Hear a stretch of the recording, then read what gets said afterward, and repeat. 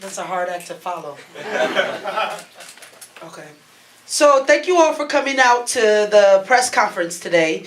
And we are having this press conference in a very particular moment in history. We're having this press conference because a very violent and tragic event happened March 6th where Tony Robinson, a young black youth, was unarmed and was killed and was murdered by Madison Police Department. And so we're having this press conference in direct response to that murder, but also as part of a national trend of black people being murdered, unarmed black people being murdered by the hands of police departments everywhere in the country.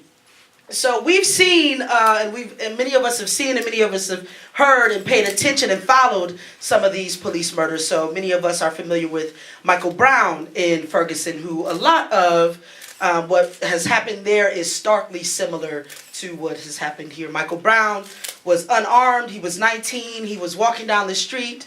There are several stories told about him, but what we do know about him, as told to us by family members and many members of that community, is he was a very valued young person in that community. Many people loved him, adored him, and looked to him as a valued member in the community. And he was murdered in the streets by a police officer. And many young people who were outraged and hurt and deeply impacted by that took to the streets to demonstrate what power it is that they had around that injustice. We also see a very similar story in New York around Eric Garner. Many of us have seen the footage of Eric Garner, a unarmed black man who was outside, who was asking, "Why are you harassing me? You don't have a right, don't touch me, please don't touch me." And a group of police officers assaulted Eric Garner and choked him to death. They murdered him. A very similar story there. Many young people took to the streets, outraged by the violence happening to them and their community by the police. We also see the same very similar story with Tamir Rice in Ohio, a very young person, 14 years old, who was outside playing with the toy gun that can easily be found at any store, and he was murdered by the police. Many young people, very similar story, were upset, took to the streets, demanding justice. The list goes on and on and on. We also have to remember Aiyana Jones, who was very young, who was asleep on her grandmother's couch in Detroit. The police, the SWAT team, bust into the apartment, the wrong apartment. They throw in a flash bomb, a smoke bomb, and they kill her while she's sleeping. It's a very similar story. Young people are outraged. People are deeply hurt, grieving the loss of a loved one, grieving the loss of a child, and they take to the streets. So the murder of Tony Robinson is a continuation of that trend of young, unarmed black people who are murdered by police departments, and similar to what has happened in those different places, the same is happening here. Many of us young folks are taking to the streets, demanding justice, demanding accountability, are deeply grieving the loss of a loved one, a valued part of our community. And so Madison is certainly part of that national trend of young black people being murdered by the police department. And the police departments in general have a deep history of structural racism and structural violence, and also of interpersonal violence against the black communities. I mean, this information is well documented. There's bodies of research that can account for or that can attest to the ways that the police have acted out violence against the black community. First, acting as an institution against folks who were enslaved Africans, and then also acting out very racist and aggressive laws of the black community, also sanctioning violence such as lynching and many other things. And so we're having this particular conversation in that context. Too often, folks would like to divorce Madison from the national trend or the national context. We are here to say that Madison is not entirely different. Madison is not different, in fact, from the national trend that is happening. There's deep structural racism embedded in this police department, and that is being acted out. To show structural racism, all you have to do is demonstrate disparity and disproportionality that is well documented in reports like the Race to Equity report, and also if you look at the Madison Police Department's own reports. It demonstrates disparity. The numbers were just crunched. There's an 11-to-1 arrest rate disparity of black to white. and disproportionality is also demonstrated. And so given this context of how the police as an institution has been acting out structural violence since its inception against the black community, giving that in conjunction with the economic and the social conditions that black people face as a community, the police are acting as an occupying force within the black community. Yes. Now I say this to you not as a matter of opinion and not as a matter of lived experience and emotional trauma, though all of those things are extremely important. I am saying that to you as a matter of science and historical analysis. That's right. And it is not just me who has come to this. This has been said several times over. So James Baldwin said it in '66 in several magazines. Eric Holder recently, and as Attorney General, maybe former, I don't know if he's officially retired yet, but Attorney General has also said it about Ferguson and also police departments nationally. So a small clip.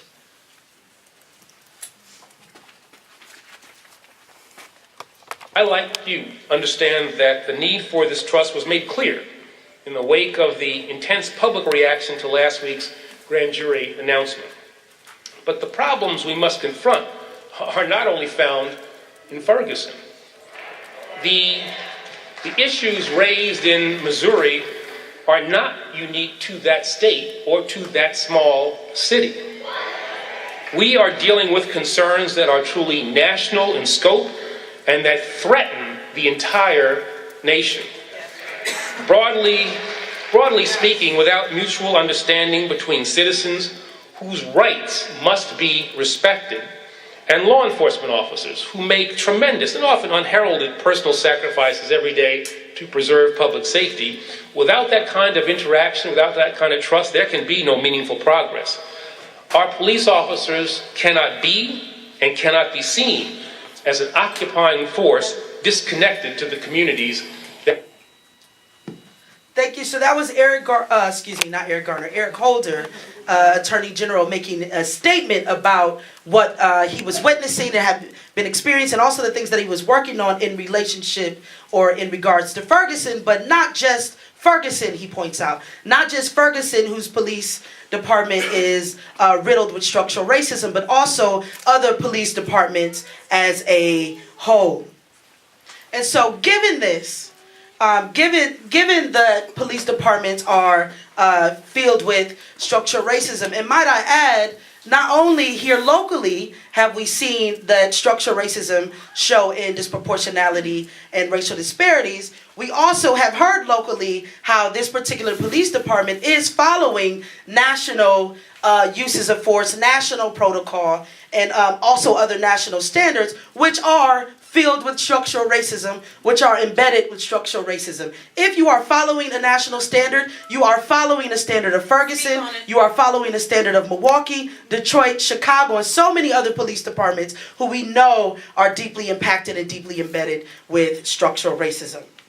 And given that, and given the amount of resistance that's happening in the streets, though that is great and very important, and we, Young, Gifted, and Black, take that very seriously and will continue to do so, we still, based on historical analysis and social movement science, can see that we are not yet in a place in our movement where we would expect to see an indictment or a conviction of murder of a police officer for murdering a black person. And to give an example of what I mean, there was a point in this history 100 years ago where if there was a public lynching that had taken place, that we did not at all expect to see any police interference in that, and we did not at all expect to see anyone be convicted of murder because of that. What's different then and now is that an entire social movement has happened where enough political power of black people has built up to force the state to make the change that says if you are publicly lynching someone, you will be convicted in murder.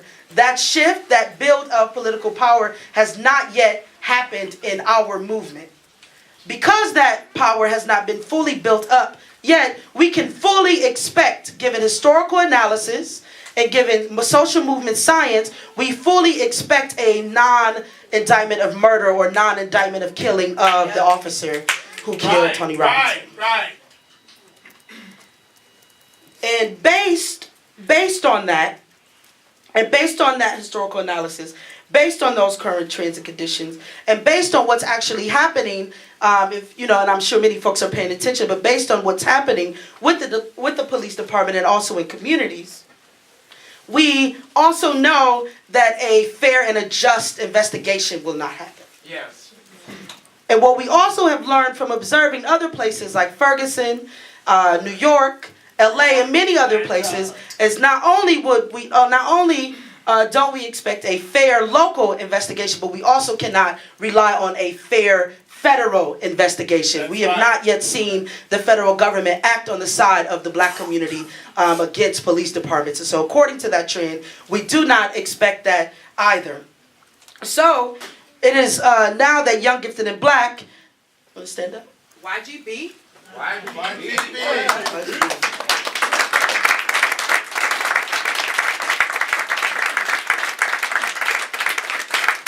So therefore, Young, Gifted, and Black, Freedom Inc. folks locally, nationally, and internationally, we call for an independent investigation led by the international human rights bodies. Yes. Specifically, we are calling on the United Nations Human Rights Council and the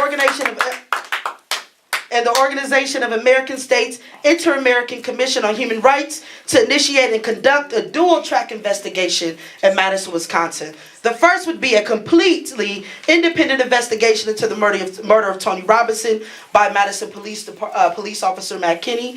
And second would be an independent investigation into the gross racial disparity suffered by black people in Madison, including the manner in which the police serve as an occupying force of the black community. Yes.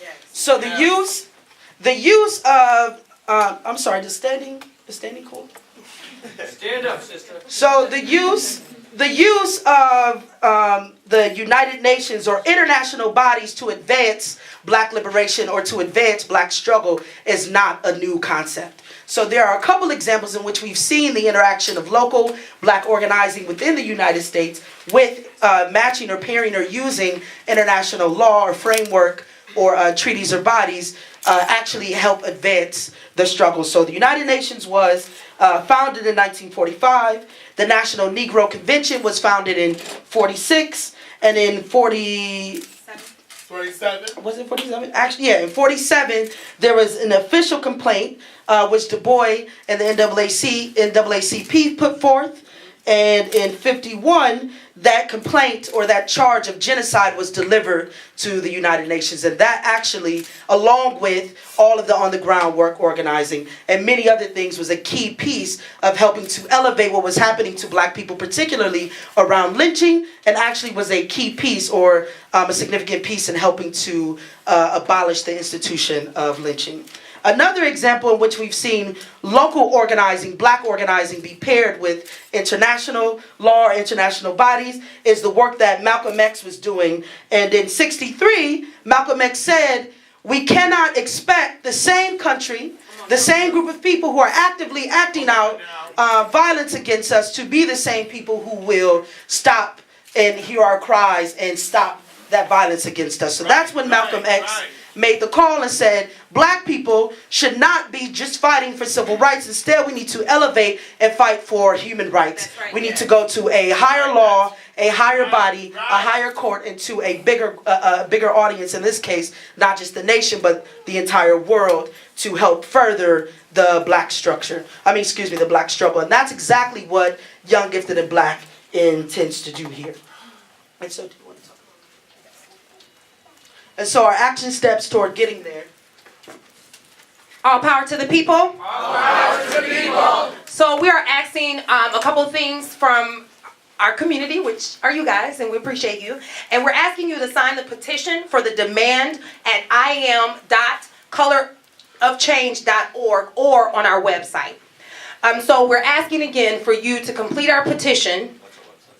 Again, I'm asking you guys to complete our petition to request the presence of UN and the request of American States Inter-American Commission on Human Rights.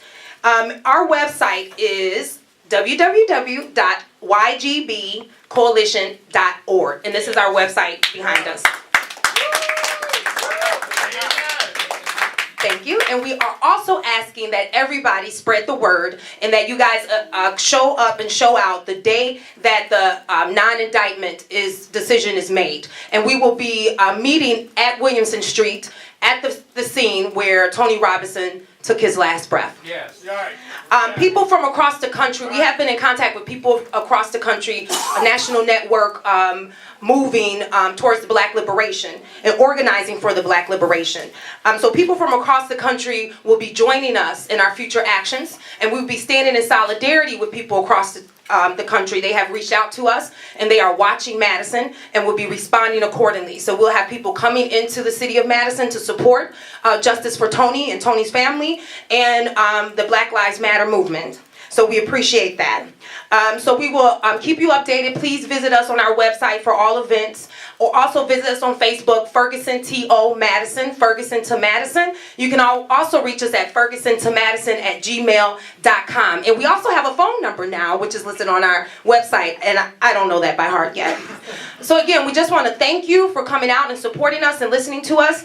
And we have a lot of work to do, and we ask that you join us in that work. We cannot get it done without you. We do have people power. Our youth are standing up to the challenge. Our youth have been organizing and mobilizing. Our youth are taking the lead, and we're asking you to do the same. Thank you again for coming out. YGB. YGB.